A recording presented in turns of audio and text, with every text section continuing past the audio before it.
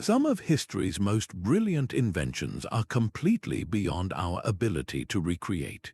Medieval masters possessed technological secrets that remain locked away, even with all our modern science. By the end of this journey, you will understand why 20 astonishing medieval breakthroughs continue to defy replication. We will uncover how a sword could slice through silk yet shatter armor, and how an ancient fire burned on water. This exploration reveals a legacy of human genius that vanished, challenging everything we assume about historical progress. Are you ready to reconsider what was possible in the distant past? That shimmering pattern on a crusader's blade was more than just beautiful decoration. It was the visible signature of a metal that defied all understanding, a material known as Damascus steel. Forged from special ingots called woot steel that originated in India, these weapons possessed a combination of qualities that seem almost mythical. They were sharp enough to cut a floating silk scarf, yet so resilient they could clash against heavy armor without chipping or breaking. This was not a simple piece of iron. It was the pinnacle of medieval metallurgy, a perfect balance of hardness and flexibility that modern science struggles to explain.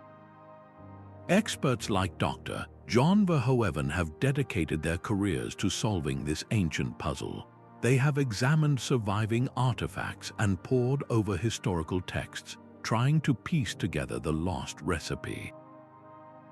We now know the secret was twofold. First, the original iron ore contained unique trace elements such as vanadium, which are not commonly found together today. Second, and more crucially, was an incredibly precise forging and cooling process. Blacksmiths of the era somehow performed a thermal dance with the metal, heating and cooling it in specific cycles that, we now understand, created microscopic structures inside the steel. Astonishingly, these structures include carbon nanotubes, a modern marvel of material science, woven into the blade itself. Contemporary attempts to recreate Damascus steel often succeed in mimicking the watery pattern on the surface, but they consistently fail to capture the legendary performance. The metal might look the part, but it lacks the same supernatural strength and enduring sharpness. The original ore sources are depleted, and the blacksmith's intimate knowledge of the exact thermal cycles died with them. Just think of the implications if we could truly recover this process. It would not just be a historical curiosity. It could revolutionize how we build everything from bridges to spacecraft. This metallic mystery, locked within a sword, leads us directly to an architectural puzzle crafted from stone. While Damascus steel forged legendary blades, another medieval secret created a terror that could not be blocked or doused. Greek fire was the Byzantine Empire's unanswerable weapon, a nightmare vision unleashed upon the seas. Imagine the sheer psychological impact on an enemy fleet, seeing a Byzantine warship point a bronze tube and project a roaring stream of liquid flame that clung to everything it touched. This was not ordinary fire. It burned with such fury that water itself seemed to fuel it, creating an inescapable inferno on the waves. For centuries, this technological marvel was the ultimate safeguard of Constantinople, a secret so vital that it was never committed to paper. Its formula was a state secret guarded by a single family, passed orally from one generation to the next. Modern historians like John Haldon have scrutinized every surviving account, piecing together clues from desperate enemies who witnessed its horrifying effects. The consensus points to a volatile cocktail of ingredients, likely including crude petroleum, quicklime, sulfur, and naphtha. Yet knowing the ingredients is not enough. The true mystery lies in the complete system, the precise recipe that gave it its unique properties and the complex machinery used to deploy it. This was not a simple flaming arrow. It was a pressurized delivery system, a primitive flamethrower that had to mix and ignite the substance the moment it left the siphon. The substance reportedly hissed and roared as it launched, and upon striking a ship or the water's surface, it would ignite and spread, creating a firestorm that could not be put out by smothering or drowning.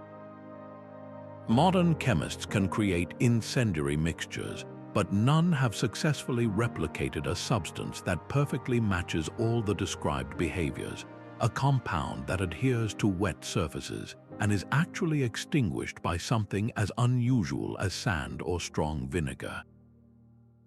The loss of this knowledge demonstrates a profound truth that a single, perfectly guarded technological advantage could define the fate of an empire for hundreds of years. This unquenchable flame secured a civilization, just as another lost secret provided the literal foundation for others. The same mastery that forged unquenchable fire built monuments to last for millennia. Look up at the vast, unsupported dome of the Roman Pantheon, a structure that has weathered 2,000 years without a single crack compromising its integrity. Modern concrete, by contrast, often shows signs of decay and needs repair within just a few decades. The secret to this incredible longevity lies in a lost formula, a specific type of Roman concrete that actually grows stronger over time, especially in the harshest of environments, the sea. While the architect Vitruvius recorded the basic ingredients lime, volcanic ash, and seawater, the precise alchemy that transformed them remains a mystery. It was not merely a mix but a chemical reaction of breathtaking complexity. The Romans used a method now called hot mixing, where they incorporated quicklime directly into the mortar. This was long considered a mistake by modern engineers, a sign of poor quality control. But groundbreaking research from institutions like MIT has revealed the opposite. Those tiny, reactive chunks of quicklime are the concrete's secret healing power. When a tiny crack forms, water seeps in and reacts with the leftover quicklime, creating a new crystalline solution that instantly fills the fissure. The concrete literally repairs itself. Furthermore, the specific volcanic ash from Pozzuoli, rich in rare minerals, reacted with seawater to form incredibly stable compounds like aluminous tobermorite. This mineral, which is very difficult to create in a lab, weaves a reinforcing rod-like structure throughout the material, making it exceptionally resilient. Modern attempts to recreate this concrete often produce a strong material, but they consistently miss the mark on its self-healing capability and its multi-millennium lifespan. The Roman process was not a single recipe, but a meticulous sequence of mixing, curing, and placement that we have only begun to comprehend. This was not just building, it was a form of geological alchemy, creating an artificial stone more durable than nature's own. Such construction genius clothed empires in stone, while another lost art draped their nobility in impossible splendor. The emperor stared in disbelief as the craftsman's hammer bounced off the shimmering bowl. According to ancient chroniclers like Petronius, this was no ordinary glass, but a miraculous substance known as vitrum flexile. The vessel had dented under the blow, then slowly, impossibly, returned to its original perfect shape. This legendary material was said to be perfectly transparent, rivaling rock crystal for clarity, yet it possessed the malleability of a metal. For a ruler like Tiberius, such an invention was not a marvel, it was a threat. The story goes that the emperor had the inventor executed on the spot, fearing that this flexible glass would utterly collapse the value of his empire's gold and silver. With one swing of an axe, a technology that could have transformed the ancient world vanished into myth. Modern science grapples with this account. We have developed flexible polymers and incredibly thin, bendable glass for smartphone screens, but these are a far cry from the historical descriptions. Our flexible polymers are plastics, not truly glass, and they scratch easily. Our ultra-thin glass can bend, but it is fragile and will permanently deform or shatter if pressed too far. The Roman vitrum flexile was reportedly a bulk material, a substantial drinking vessel that could withstand an impact. This suggests a completely different atomic structure, a network of silica that could shift and then rebound. Perhaps the secret died with that Roman artisan because it involved a specific mineral additive, like magnesium or a rare earth element, introduced during the melt. Or maybe it was a revolutionary annealing process, a method of cooling the glass over days or weeks in a special slurry that relieved internal stresses in a way we have not yet discovered. The loss of flexible glass is a stark reminder that progress is not inevitable. A single decision driven by economic fear can erase a discovery for centuries. This deliberate suppression of a brilliant light in glass finds a strange parallel in another field, where the quest was not for clarity, but for the most brilliant color ever seen. That lost brilliance of flexible glass finds its perfect parallel in a color that time itself cannot fade. Deep within the Lindisfarne Gospels, a medieval monk's brushstroke laid down a red so vivid and pure it seems to have trapped a piece of fire on the page. Over 1,300 years later, that same red retains its shocking intensity, a silent rebuke to our modern chemistry. We simply cannot make it. This is not a simple vermilion or a common ochre. It is a pigment whose very identity remains a chemical ghost. Scientists have employed every tool, from Raman spectroscopy to chromatography, analyzing the manuscript with the utmost care. They can identify the lead in the whites and the mercury in other reds, but this particular brilliant red stands apart. It matches no known mineral source and corresponds to no familiar plant-based dye. The secret was almost certainly organic, born from a specific local plant, a rare insect or a lichen harvested from the windswept Northumbrian coast. Yet the source was only half the mystery. The true genius lay in the processing, a now forgotten mordant or binding agent that the artisans used to lock the color into the vellum. This substance acted as a bridge, fixing the pigment so perfectly that it resisted the fading power of light for centuries. Modern attempts to recreate the hue produce colors that are close but always wrong. They fade to a dull brown, shift to an orange hue, or simply lack the profound depth and inner luminosity of the original. This lost red is proof that medieval knowledge was not just practical, it was alchemical. These monks were masters of their natural world, possessing a sophisticated understanding of local botany and chemical reactions that we can detect but not duplicate. Their palette held secrets we can no longer see, just as their forges produced a metal we can no longer make. That name, Ulfberht, stamped into the blade of a Viking sword, carried the weight of a legend. Across northern Europe, from the 9th to the 11th centuries, a warrior carrying a sword marked with the +ULFBERHT+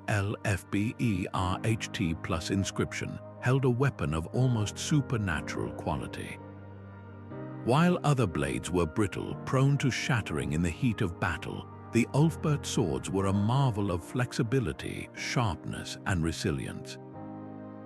They were not crude iron bars, they were precision instruments forged from a material that should not have existed in Europe for another 800 years. Metallurgical analysis has revealed their incredible secret, a carbon content of up to 1.2%. This is a type of high-carbon crucible steel, a material so pure and advanced it would not become common until the Industrial Revolution. The process was astonishingly sophisticated. Blacksmiths placed raw iron and carbon sources into a sealed clay vessel, a crucible, and heated it to temperatures exceeding 2,200 degrees Fahrenheit. This intense, controlled heat did more than just melt the metal. it fundamentally purified it. Impurities and slag, the rocky waste that weakens ordinary iron, were burned away or absorbed into the crucible walls. What remained was a homogeneous ingot of steel with carbon evenly distributed throughout, creating a molecular structure that was both incredibly hard and astonishingly flexible. Modern masters like Richard Ferrer have strained to replicate this feat. Using historical tools and painstaking methods, they can produce blades that look the part, but they consistently struggle to achieve the same perfect consistency. The original Ulfberts have a near-perfect removal of slag and an even carbon distribution that seems almost impossible without modern precision controls. Where did the raw materials come from, and what kind of furnace, built 1,000 years ago, could reliably reach such blistering temperatures? The knowledge was not just lost, it was completely abandoned, a technological peak that vanished from history as mysteriously as it appeared. The existence of such superior weaponry, appearing and then disappearing from the archaeological record, forces us to wonder what other metallurgical secrets were forged and then forgotten. This quest for impossible perfection in metal finds a strange echo in a completely different art, the medieval pursuit of perfect harmony in sound. The same quest for impossible perfection that defined Ulfberht steel resonates in a completely different art, the creation of a sound so perfect it has never been silenced. For over 300 years, the violins of Antonio Stradivari have cast a long shadow over the world of music. In a quiet concert hall, a single note from a Stradivarius does not just reach your ears, it seems to fill the entire space, projecting a warmth and brilliance that modern instruments struggle to achieve. It is a sound described as both powerful and intimate, with a complexity of tone that makes it instantly recognizable to the trained ear. This is not mere nostalgia, it is a measurable acoustic phenomenon that has defied every attempt at replication. For centuries, the secret was thought to lie in a single magical ingredient, a mysterious varnish or a unique wood. But modern science, using tools like CT scans and chemical spectroscopy, has dismantled that simple idea. We now know it was a perfect storm of factors, a synergy of art and environment that we can no longer recreate. The wood itself, spruce and maple, was not ordinary. It came from trees that grew during the Little Ice Age, a period of global cooling that produced timber with an unusually tight and dense grain. This wood was then chemically treated by Stradivari himself, infused with minerals like borax and fluorides, likely to protect it from woodworm and fungi, but which also fundamentally altered its resonant properties. Then came the varnish, not a single layer but a complex, multi-stage coating. The base was an oil-based primer filled with ground glass or crystal dust, followed by a sophisticated topcoat blending proteins, oils, and resins like gum arabic. This intricate recipe was not just for protection or beauty, it was a crucial component of the instrument's voice, allowing the wood to vibrate with maximum efficiency. Modern luthiers can copy the dimensions and even analyze the chemical composition, but they cannot replicate the centuries of natural aging that have cured the wood, nor can they find timber from the same unique climatic period. They lack the master's intuitive understanding of how to apply each layer of varnish in just the right way to achieve that specific acoustic result. The Stradivarius is a testament to an artisan who turned material science into pure magic, a level of perfection born from secrets we can analyze but not resurrect. From this pinnacle of crafted sound, we journey to a different kind of human ambition, one that sought to shape nature itself into living art. High above the Mesopotamian desert, a mountain of greenery defied the very laws of nature. The legendary Hanging Gardens of Babylon presented an impossible vision, a lush, terraced paradise thriving in a scorching, arid landscape. Its survival depended on a hydrological miracle, an irrigation system of such genius that it functioned as a ghost, delivering vast quantities of water without any visible source. Ancient historians like Diodorus Siculus described a complex machine, a chain pump powered by a screw mechanism that lifted water from the Euphrates River to the very top of the structure. This was likely an early, massive version of what we now call an Archimedes screw, but the written accounts are where our understanding ends and the profound mystery begins. How did they build it? The entire apparatus had to be constructed from the materials of the age, primarily wood, clay, and bronze. Modern engineers calculating the physics hit a wall.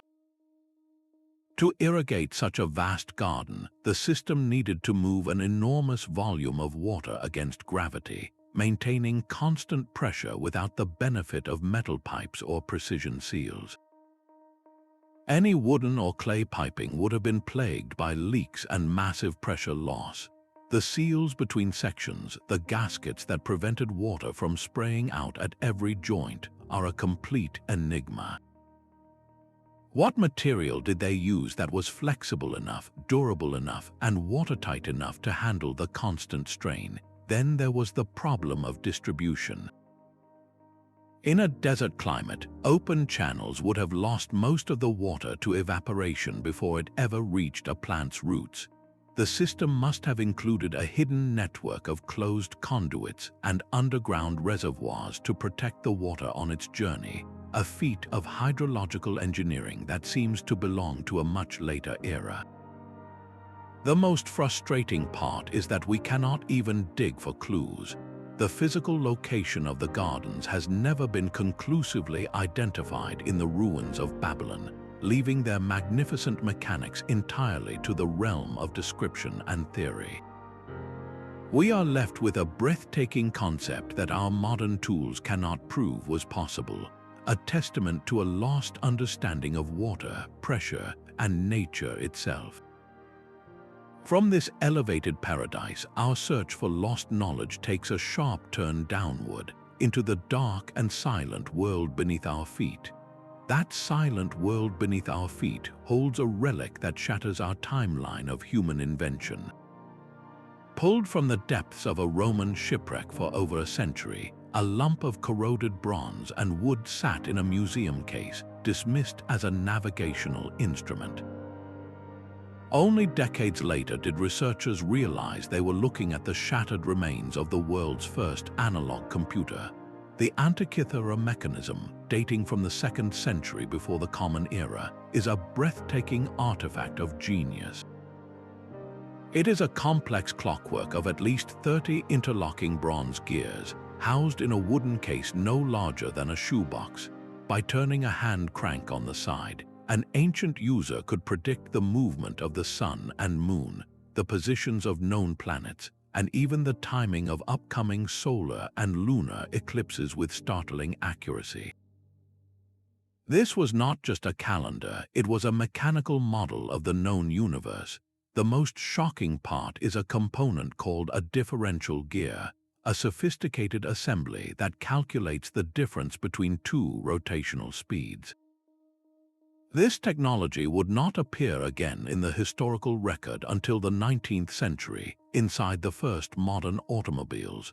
We can now peer inside the calcified blocks using advanced CT scanning, mapping its intricate gear trains and deciphering its functions. But knowing what it did is entirely different from understanding how it was made. How did artisans with simple hand tools design, cast, and assemble such a miniature mechanical marvel? The bronze gears themselves are a profound mystery. Each one had to be cast to near perfection, with teeth cut at precise angles and spaced with microscopic accuracy to ensure they would mesh smoothly without jamming or slipping. There were no micrometers, no precision lathes, no standardized measuring rods. The craftsmen must have possessed a system of calibration and quality control that is completely lost to us. They worked with a mathematical understanding of gear ratios and astronomical cycles that we once believed was impossible for that era. Modern engineers and historians, using exact replicas of ancient tools, have tried to recreate the mechanism. They can build a device that functions, but it is invariably louder, clunkier, and less accurate than the original appears to have been. Their replicas struggle with friction and tolerance issues that the ancient Greeks somehow overcame. The original creators clearly possessed metalworking secrets for creating alloys that wore evenly, and polishing techniques that achieved a mirror-smooth finish on gear teeth, reducing friction to an absolute minimum. The Antikythera Mechanism stands as a stark, solitary monument to a path of technological development that was almost entirely erased.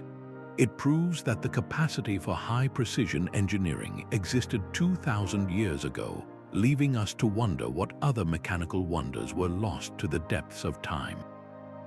This leap from astronomical calculation leads us directly to another field where ancient practitioners demonstrated a knowledge we struggle to grasp: the mysterious precision of medieval surgery. A Viking navigator squints at a sky utterly blanketed by gray, the sun completely erased from view. For days, his longship has been a speck in the vast, featureless North Atlantic, yet he remains unshaken. From a pouch, he retrieves a translucent crystal, a legendary sunstone.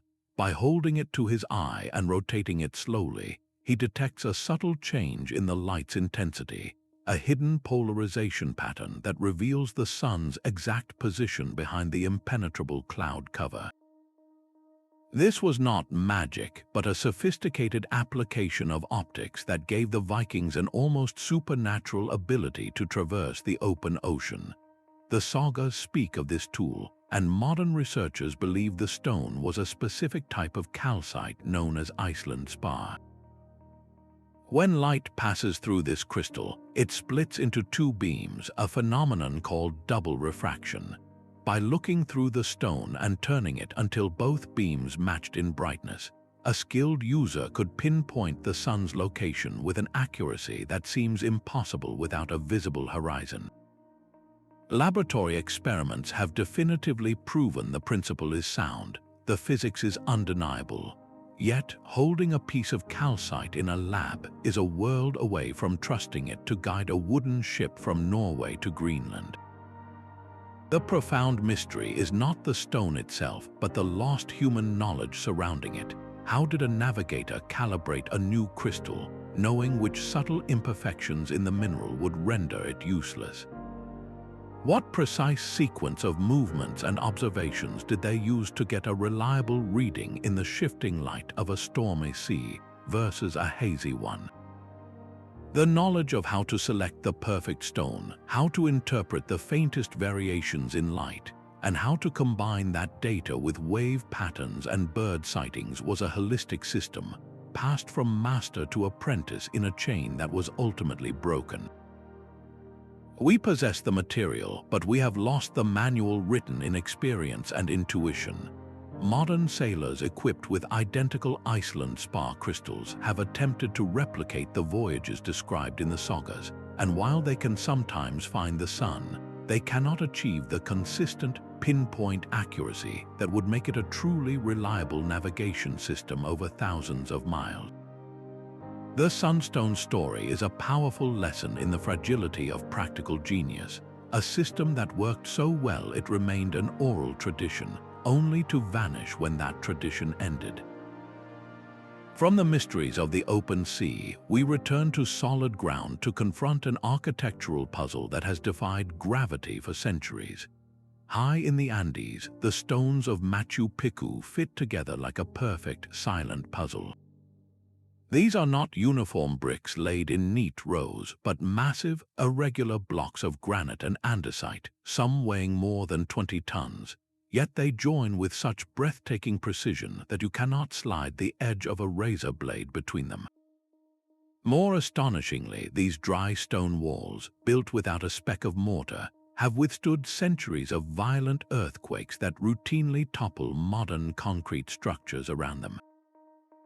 The stones do not crack or crumble, They simply dance, shifting and settling during a tremor before locking perfectly back into place.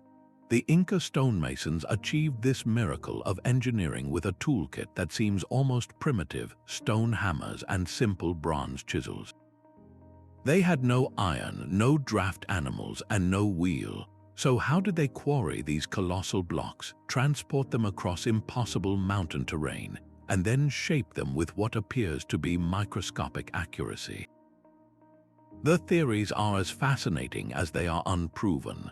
Some researchers suggest they used intricate measurement systems involving knotted cords and detailed prototypes to plan every unique fit. Others propose they exploited sonic resonance, using specific sound frequencies to find fracture points in the bedrock, or perhaps even to help polish the stone surfaces. A more botanical theory points to the use of plant-based softening agents, a juice from local herbs that could temporarily make the hard granite more malleable for finishing. Modern engineers have tried to replicate the work using only the proposed ancient methods. Teams of workers using stone hammers to shape a single block found the process would take an impractically long time, stretching into months or even years for just one stone. The real secret, the one we cannot grasp, is how they achieved such perfect fits on such wildly irregular shapes. It was not a matter of simply carving a block to match its neighbor. It was a three-dimensional sculpting process of immense complexity, where every single stone was custom fitted to its specific location in the wall. This was not brute force, it was a form of stone tailoring. The knowledge was a physical craft, passed from master to apprentice through touch and sight, a language of stone that was never written down. That entire school of engineering was extinguished with the arrival of the Spanish conquistadors, who had no interest in the silent genius of the walls they dismantled for their own churches. We are left with the magnificent result but none of the process, a peak of pre-industrial engineering that our own technology can only admire, not duplicate. This mastery of shaping earth and stone to create an immovable fortress stands in beautiful contrast to a lost technology designed for pure, graceful motion. A medieval trebuchet could hurl a 300-pound stone with the force of a freight train, yet its genius lay not in raw power but in a delicate balance of physics.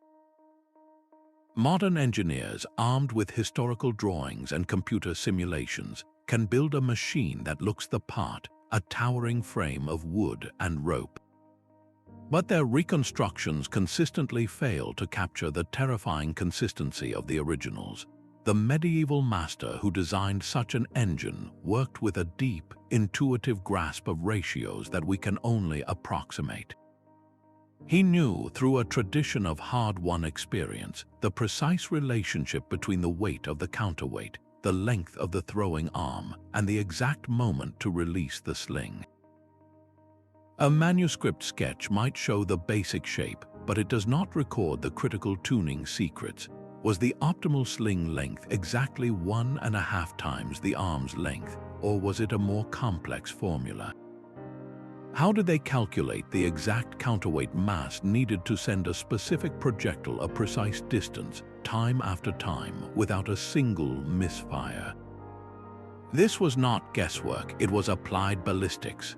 The wood itself was a critical component of the technology. Modern rebuilds often use whatever strong timber is available, but medieval engineers knew that certain woods, like seasoned oak, had the perfect combination of density and flexibility to withstand the immense shock of release without splintering. The joints were another secret, complex lap joints and mortise and tenon connections secured with wooden pegs that allowed the entire structure to flex and absorb energy, much like a living organism. Today's rebuilds frequently suffer from catastrophic frame failures or inconsistent throws because we lack the empirical data, the centuries of trial and error that taught a master carpenter which tree to select, how long to season it, and how to reinforce a stress point with an almost artistic understanding of grain direction. The true loss is this library of practical wisdom, the unspoken knowledge that turned a pile of timber into a weapon of psychological and physical dominance. This mastery of mechanical destruction finds its perfect counterpoint in a technology designed for the opposite purpose, a secret not for breaking walls but for preserving life itself. The destructive power of a trebuchet finds its perfect opposite in a technology designed not to end life, but to preserve it with eerie perfection. In a quiet corner of a Danish museum, the face of Toland man stares across 2,400 years. His features are so intact you can see the stubble on his chin and the gentle lines of his brow, his internal organs preserved alongside his leathery skin. This is not the deliberate mummification of an Egyptian pharaoh, but a stunning accident of nature, a chemical ballet within the peat bogs of northern Europe that our best laboratories cannot hope to duplicate. The bog bodies of the Iron Age underwent a preservation process so complex and delicate that it remains one of nature's most guarded secrets. The perfect storm required a very specific recipe. First, the water had to be highly acidic, low in oxygen, and consistently cold, creating an anaerobic environment where the bacteria responsible for decomposition simply could not survive. But the real magic came from the sphagnum moss. As this moss decays, it releases unique polysaccharide molecules and humic acids that actively tan the skin, much like a leatherworker treats a hide halting decay in its tracks. Yet knowing the ingredients is not the same as mastering the recipe. Modern scientists have tried to recreate these conditions in controlled laboratory environments, submerging tissue samples in tanks meant to simulate a bog. The results are always a pale imitation. The samples might partially preserve, but they never achieve the stunning level of detail seen in Toland man. They fail because we cannot replicate the intricate, localized microbial ecosystem of a true bog, a community of microorganisms that plays a crucial yet unknown role in the process. The exact chemical balance is a moving target, shifting with the seasons and the unique mineral content of each specific bog site. The water's pH, the concentration of tannins, the subtle interplay of temperature and pressure over centuries, all of these variables form a natural algorithm we have not yet decoded. This was an accidental technology, a slow chemical artistry performed by the bog itself, demonstrating a profound gap in our understanding of decomposition's chemistry. How is it that we can build machines to see distant galaxies, yet we cannot replicate the preservation power of a patch of wet ground? These ancient remains, shaped by their landscape, lead us to a different kind of environmental mastery, one that actively sculpted the earth on a grand scale. Those vast desert canvases in Peru present a mystery of impossible scale. Etched into the arid plains are the Nazca lines, sprawling geoglyphs of spiders, hummingbirds, and geometric shapes so immense their full form is only visible from high above. Created over 1,000 years ago, these figures were made with a deceptively simple technique, by carefully removing the dark, sun-baked stones to expose the lighter-colored soil beneath. The true wonder, however, lies not in the method but in the execution. How did the Nazca people, without flight or advanced optics, design and execute these colossal images with such breathtaking precision over miles of rugged, uneven ground? Simple surveying tools like ropes and wooden stakes seem woefully inadequate for the task. A rope can measure a straight line on flat terrain, but it cannot account for the optical distortions and perspective shifts caused by rolling hills and deep ravines. To maintain perfect proportions across such a vast, irregular canvas would require a sophisticated understanding of geometry and spatial relationships that we struggle to attribute to an ancient culture. The lines themselves are often arrow-straight for incredible distances, a feat that implies a lost technique for large-scale layout. perhaps involving a series of aligned guideposts or a system of sighting that used the horizon and celestial bodies as a constant reference. Even more elusive than the how is the why were these pathways for religious processions, a giant astronomical calendar mapping the heavens, or perhaps a desperate plea to the gods for life-giving water. The cultural context, the entire knowledge system that gave these lines their meaning, vanished with the Nazca civilization. Modern experiments have tried to replicate the process using only primitive tools, and the results are humbling. Teams of people working for weeks produce drawings that are clumsy and distorted when viewed from above, lacking the confident, fluid lines of the originals. The Nazca lines are a stark reminder that technology is not just about tools.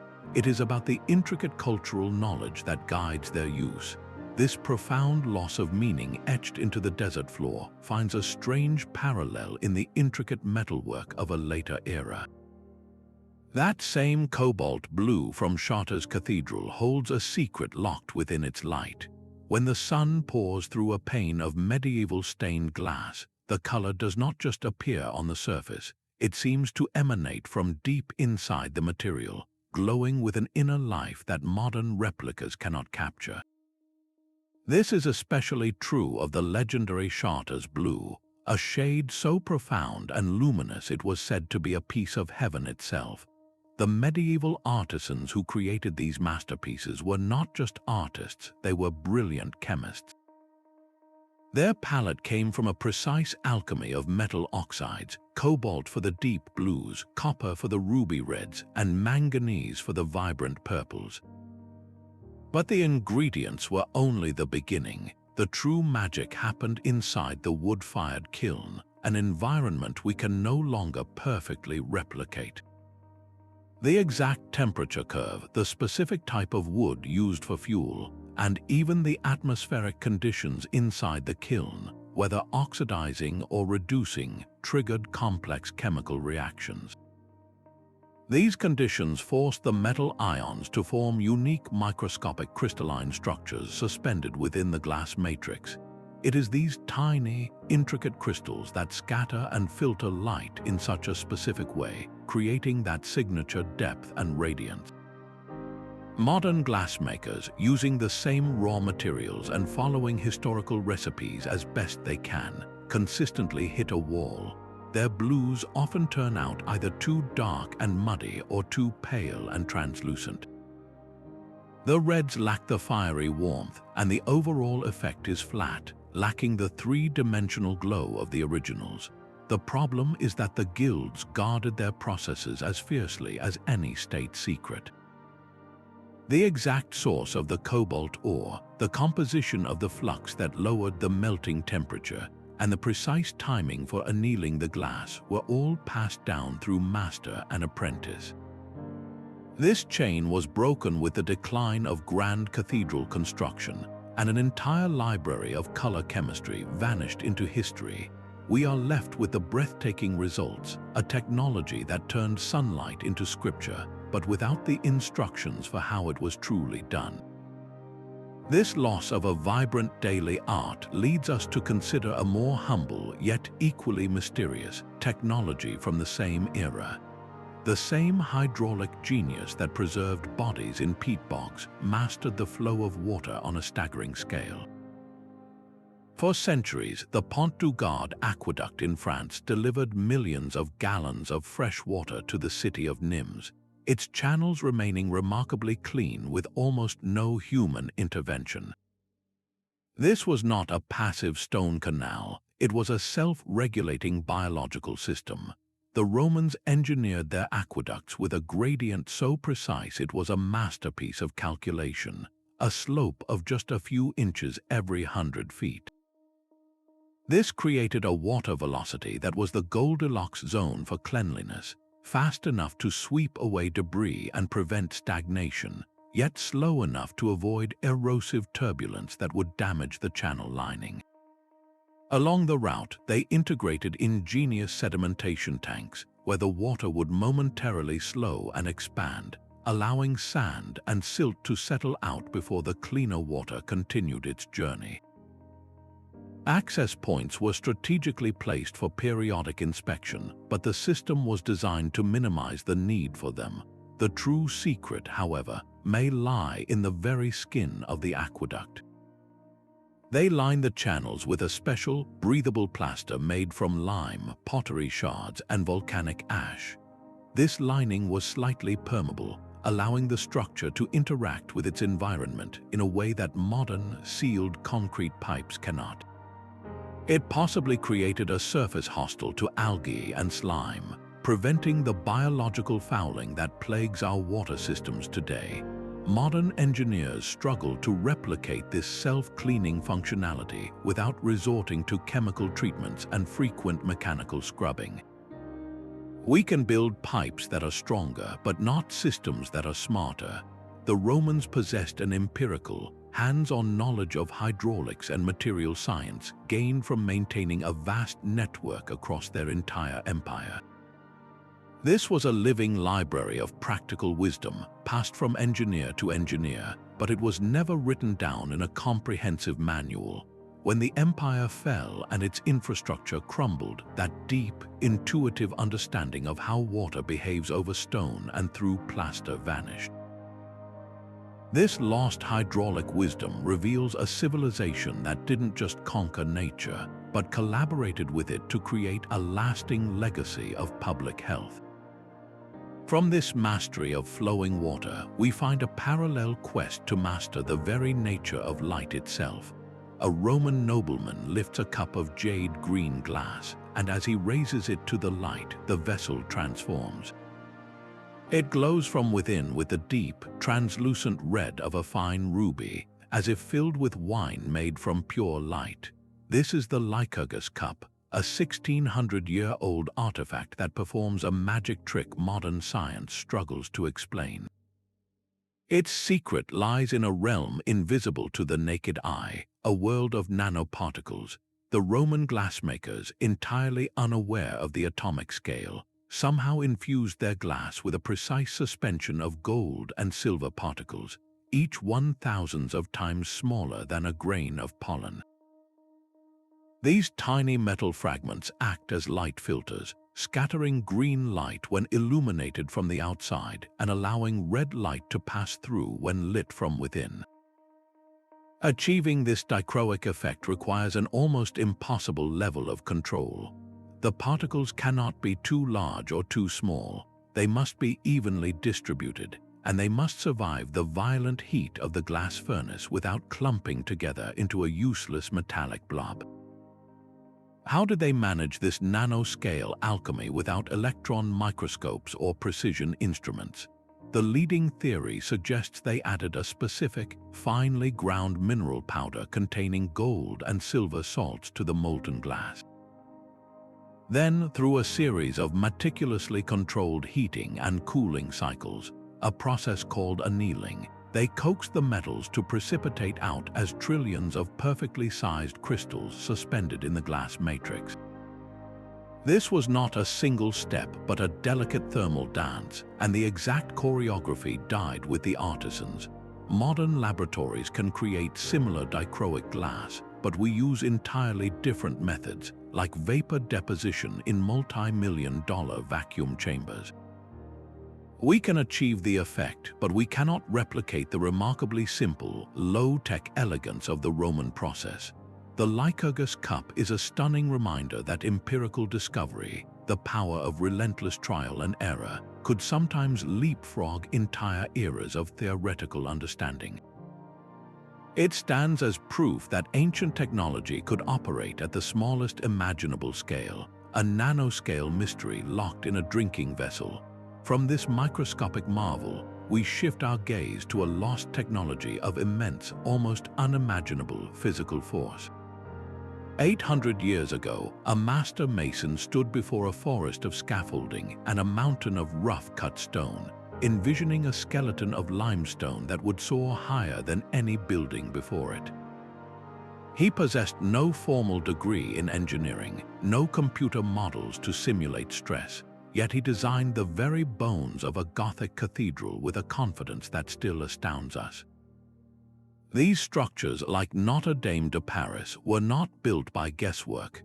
They were the product of a deep, intuitive understanding of physics, a technology of stone and gravity passed from one generation to the next through the silent language of apprenticeship.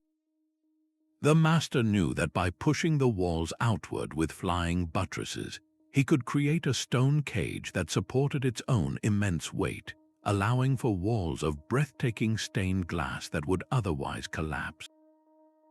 He understood that the delicate fanning of a ribbed vault was not just decoration. It was a brilliant method for channeling the building's loads along specific, graceful pathways down to the earth. This knowledge was not written in a textbook. It was embedded in the wooden templates used to carve each unique stone, and in the precise sequence of construction that ensured the entire fragile shell remained stable until the final keystone was locked into place. Modern engineers using finite element analysis, a complex computer simulation, have discovered something remarkable. The stress distribution within these ancient cathedrals often follows patterns that defy our standard engineering principles. The medieval builders, through pure empirical trial and error, arrived at solutions that our own science is only now beginning to comprehend. They worked with a holistic sense of the structure, an almost organic feeling for how forces would flow through the stone. Today, when a cathedral like Notre Dame requires restoration, we face an humbling reality. We cannot fully rebuild it using the original methods because we do not possess the complete, unwritten manual. We resort to modern steel reinforcements and synthetic materials because the intricate choreography of medieval construction, the exact mix of the mortar, the specific order of assembly, the master's eye for a critical stress point, is a ghost in the historical record. The cathedral itself is the only remaining testament to a school of architectural genius that vanished when the great building campaigns ended. This towering achievement of shaping space and light from stone finds its roots in a much older, earthbound craft. The moment the earth was pulled back in 1974, archaeologists witnessed a miracle turn to dust. There, standing in silent ranks, was the terracotta army of China's first emperor, Qin Shi Huang. Each life-sized soldier and horse was originally a riot of brilliant color, coated in vibrant lacquer paints that had survived undisturbed for over 2,200 years. Yet within minutes of exposure to the dry air, a heartbreaking transformation began. The brilliant reds, greens, and purples instantly started to curl, crack, and flake away, turning to a fine powder before the excavator's eyes. They were powerless to stop it. This was not a failure of modern archaeology, but a confrontation with a preservation technology so perfectly tuned to its environment that it could not survive outside of it. The Qin dynasty artisans were master chemists.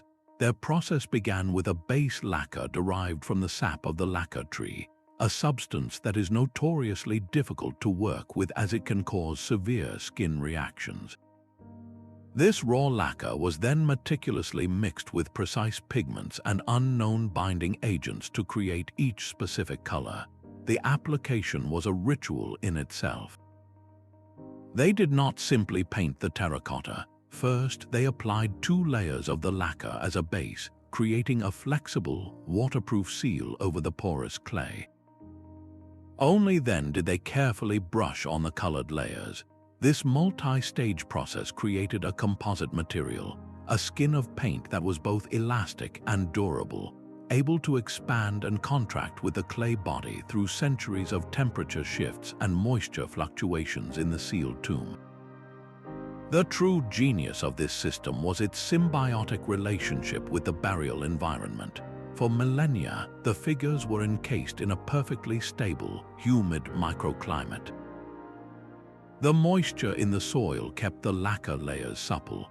The moment that seal was broken and dry air touched the surface, the ancient balance was shattered. The moisture trapped within the lacquer structure evaporated in an instant, causing the organic layers to shrink at different rates than the mineral pigments and the terracotta body beneath. The result was catastrophic, irreversible delamination. Modern science understands the chemistry in theory.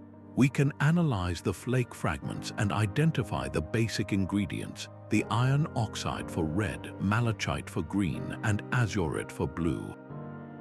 But we cannot reverse engineer the complete recipe. What were the exact binding agents that held the pigment particles in suspension within the lacquer matrix? What was the precise sequence of application that allowed the layers to bond so perfectly?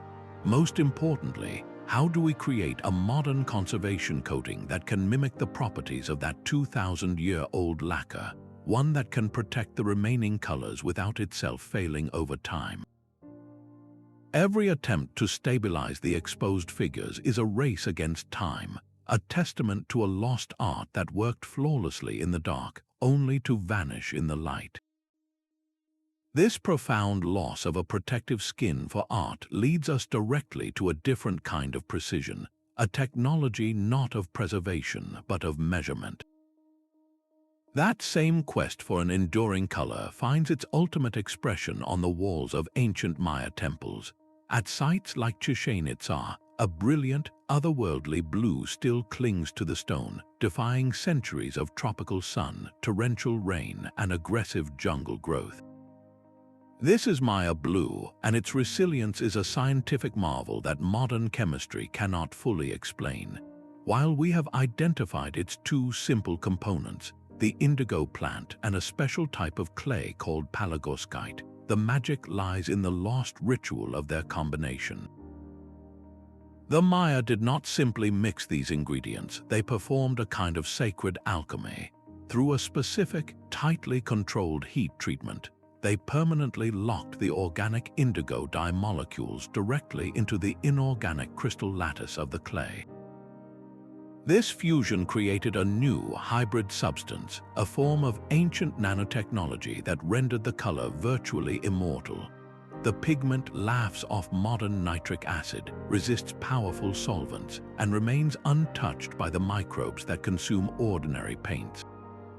Modern labs can approximate the color, but our versions are pale imitations. They lack the same profound chemical stability. The secret likely died with the Maya priestly class, who guarded the knowledge of the exact clay sources, the precise temperature curve for heating, and the ritual context that may have been as crucial as the physical steps. We can analyze the result with electron microscopes, but we cannot replicate the unerring process that created it. This durable blue is more than a pigment. It is a testament to a civilization that achieved a perfect marriage of art, science, and spirit.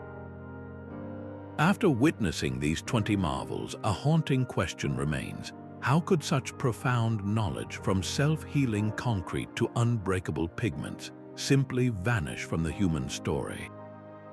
The blueprint for a civilization's greatest achievements could be written on nothing more than the memories of a few aging masters.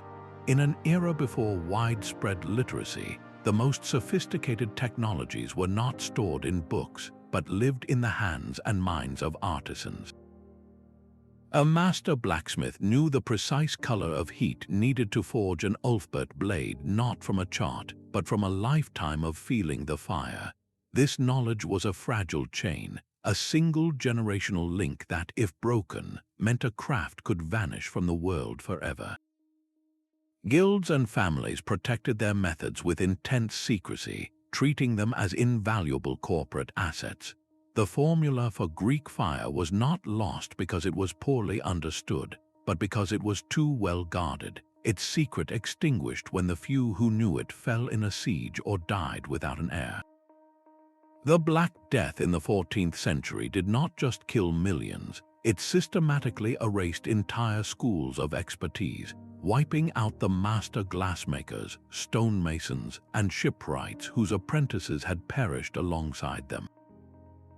Their unwritten knowledge died with them, creating a technological dark age from which some crafts never recovered. But human tragedy was not the only culprit. A technology could become a victim of its own success or of a changing world. The Roman concrete that built an empire became irrelevant when the political and economic system that maintained its complex supply chains collapsed. The specific volcanic ash was still there, but the organized effort to mine, transport, and mix it correctly was gone. Political suppression played its part, as with the Roman emperor who allegedly executed the inventor of flexible glass to protect the value of gold and silver. A shift in religious beliefs could render a practice obsolete, devaluing the skills needed to create pagan statues or heretical instruments. Perhaps the most subtle cause of loss was the disintegration of a technological ecosystem. The legendary strength of Damascus steel depended not just on a process, but on a specific type of iron ore from India containing trace elements like vanadium. When that ore source was depleted or its trade routes severed, the entire technology became impossible, no matter how skilled the blacksmith. The radiant Chartres blue required a specific cobalt mine, a unique kiln design, and a master who knew the secret of the flux. Remove any one piece and the color was lost. This historical reality forces a sobering conclusion. Our march of progress is not a straight, inevitable line upward. It is a fragile, meandering path, vulnerable to collapse, forgetfulness, and random catastrophe. We look at these 20 lost wonders and see more than just mysteries. We see a reflection of our own precarious place in history, a reminder that every piece of knowledge we hold today is a gift passed through an unbroken and often unlikely chain of human voices. Our journey through these 20 marvels is more than a simple list of forgotten gadgets. It is a fundamental challenge to our modern pride. We often picture history as a steady upward climb, a straight line from primitive beginnings to our current technological zenith.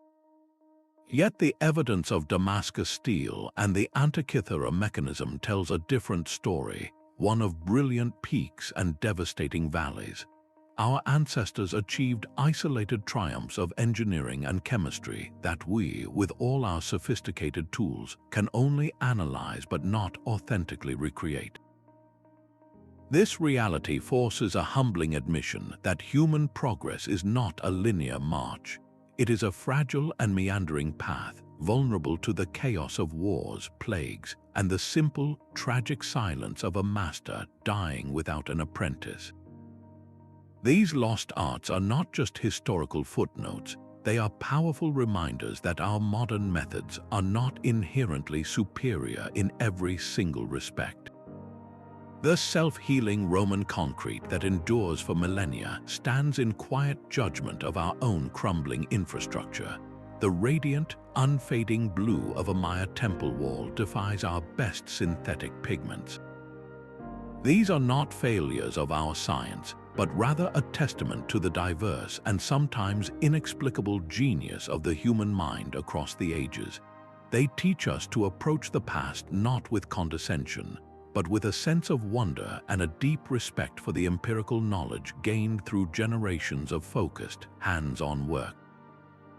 This perspective carries a crucial warning for our own era. In a world of digital data and cloud storage, we might assume our knowledge is permanently secure. But the story of Greek fire, a secret so vital it was never written down and was lost forever when its keepers fell, proves that all forms of understanding are fragile. The most vital technologies are not just the formulas in a database, but the living, breathing skills in the hands of craftspeople. As we continue to unravel these historical mysteries, piecing together clues from sunken ships and ancient manuscripts, we do more than just recover lost techniques. We regain a deeper appreciation for the incredible capabilities of people who, without our advantages, solved problems we still struggle with today. The next time you stand before a Gothic cathedral or examine a simple piece of ancient pottery, remember that you are not just looking at a relic. You are looking at an artifact that may hold secrets we have only just begun to question, waiting for a future generation to finally understand.